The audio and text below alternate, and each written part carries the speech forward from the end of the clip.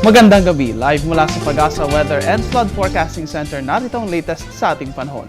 Sa ngayon mga kababayan, area na binabantayan ng Pag-asa ay huling tinayang nasa layong 830 kilometers east ng Guian, Eastern Samar. Sa ngayon, wala pang masyadong epekto ang weather system na ito at amin kayong bibigyan ng update tungkol sa developments nito sa mga susunod naming ulat. Bukod dito, kasalukuyang extended ang ridge o hangganan ng high pressure area dito sa may hilagang bahagi ng Luzon na siya nagbibigay ng magandang panahon sa Pilipinas. Para sa ating forecast, ang buong bansa ay magkakaroon ng fair weather. Maaari tayong makaranas ng maulap hanggang sa bahagyang maulap na papawirin na may pulong-pulong pag-ulan o pagkidlat pagkulog na kalimitan ay magaganap sa hapon o sa gabi.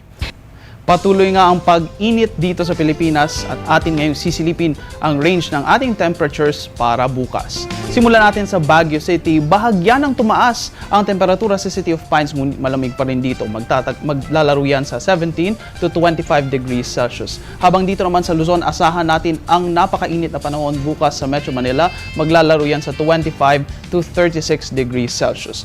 Dumako naman tayo sa Visayas. Ang Iloilo at Bacolod City ay parehong makakaranas ng bahagyang mas mataas na temperatura.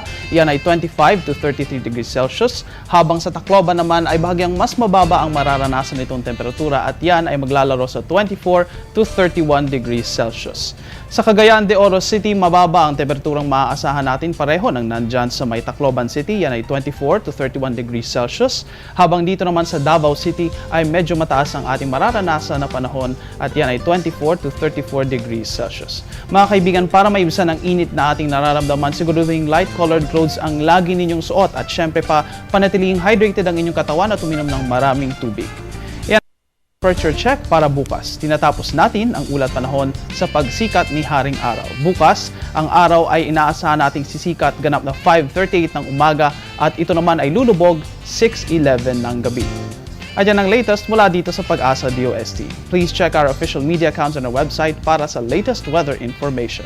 Live mula dito sa Panahon TV kung saan walang pinipiling panahon ang pagbibigay impormasyon. Ako ang inyong weather guide, Earl Figuracion. Magandang gabi sa inyong lahat.